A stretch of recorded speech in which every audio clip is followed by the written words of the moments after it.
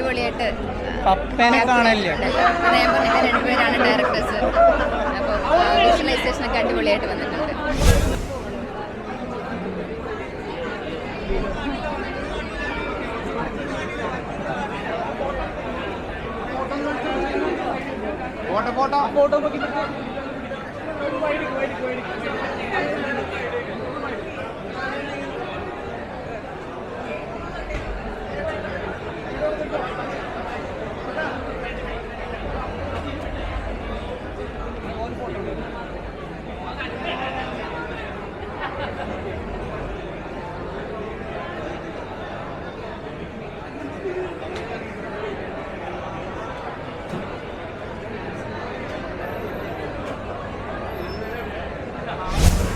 നല്ല പടമായിരുന്നു.